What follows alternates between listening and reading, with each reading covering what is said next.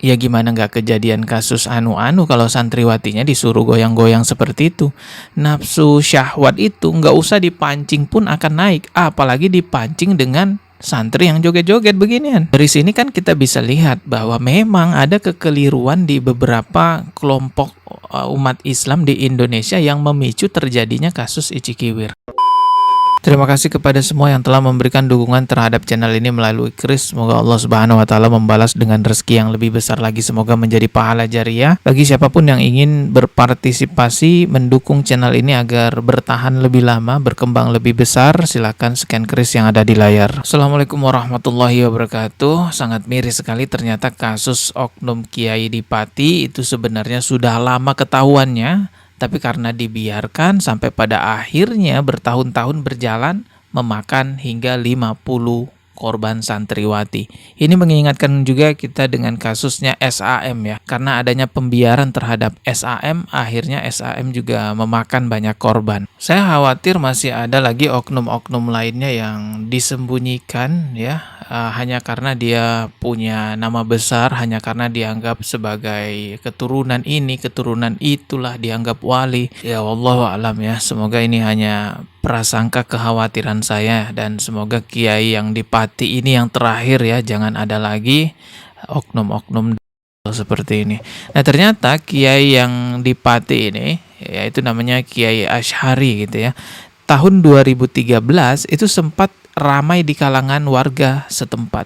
Jadi sudah sempat ramai 2013, mungkin karena tahun 2013 itu kan tidak terlalu masif ya sosial media, jadinya selesai begitu saja. Tapi anehnya di tahun 2024 sempat viral kembali. Bahkan Polres Pati membetulkan adanya laporan kasus tersebut dan sedang diproses penyidikan.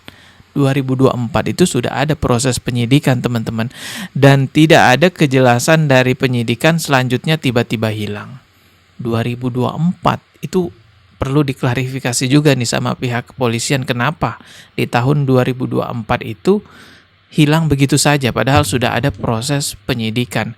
Nah kembali di tahun 2026 viral teman-teman, dan saat ini juga sedang diupayakan yang dipilih jalur mediasi.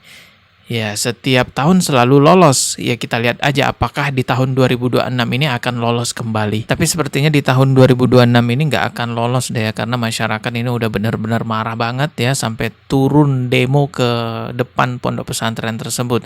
Bahkan saya juga menemukan cuplikan video detik-detik oknum kiai tersebut sudah dibawa oleh pihak kepolisian. Coba langsung aja kita lihat videonya ya. Ya, ini dia orangnya teman-teman. Ya, masih tersenyum dia ketika dibawa oleh pihak kepolisian gitu ya.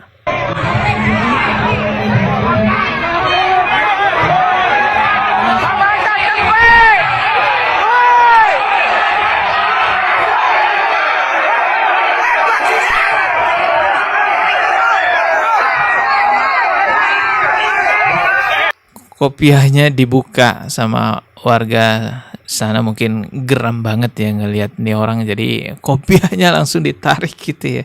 Untung cuma ditarik kopiahnya, nggak kepalanya yang ditarik ya kan.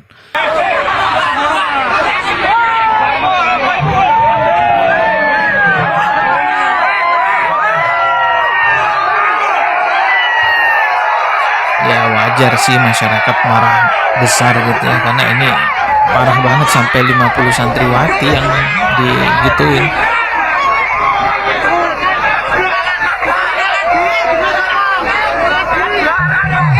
Tapi sebenarnya dia justru lebih aman tuh kalau di kantor polisi ya. Coba kalau masih di rumahnya mungkin wah bisa kena salam olahraga tuh. Buruknya di negara kita itu banyak kasus-kasus yang masyarakat harus marah dulu, demo dulu, harus diviralin dulu, baru diproses. Ini benar-benar kebiasaan buruk di negara kita. Dan bagi ibu, bapak yang ingin memondokkan anaknya ke pesantren untuk saat ini, harus benar-benar teliti banget dalam memilih lembaga pondok pesantren. Ya, kita katakan tidak semua pesantren seperti itu. Tapi faktanya kan kita bisa lihat setiap pekan, setiap bulan selalu aja ada berita-berita baru tentang kasus yang serupa dengan korban yang banyak sekali sampai puluhan. Dan mohon maaf, selalu dari golongan atau kelompok itu aja yang mereka itu berlebihan mengkultuskan pemuka agamanya, bahkan ODGJ juga dianggap sebagai wali. Ya saya nggak perlu ngomong ya bagian siapa nih, siapa apa perkumpulannya, tapi sebenarnya itu sudah terbuka dan ini mestinya menjadi rambu-rambu kepada seluruh orang tua bagi yang ingin memondokkan anaknya ke sebuah pesantren. Hati-hati ya, udah benar-benar kebuka kok. Saya nggak perlu ngomong, semestinya orang tahu tuh yang dimaksud yang mana, karena belakangan ini kan juga sempat viral ya, ada santriwati ya, atau anak-anak di pesantren yang disuruh joget-joget. Ya gimana nggak terjadi kasus icikiwir kalau santrinya disuruh goyang seperti itu. Ya memang sih pakai hijab, tapi hijabnya nggak berfungsi sebagai penutup aurat, ya hanya berfungsi sebagai aksesoris aja.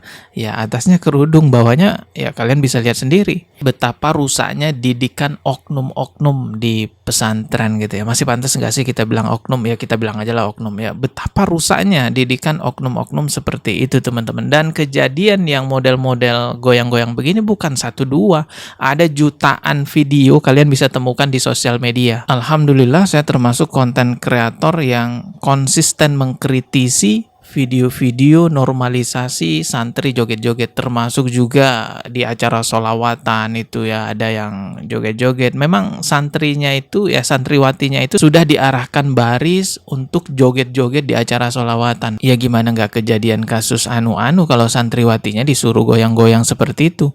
Nafsu syahwat itu nggak usah dipancing pun akan naik, apalagi dipancing dengan santri yang joget-joget beginian. Dari sini kan kita bisa lihat bahwa memang ada kekeliruan di beberapa kelompok umat Islam di Indonesia yang memicu terjadinya kasus icikiwir. Seperti Maulid Nabi juga ngundang biduan. Apaan nih maksudnya?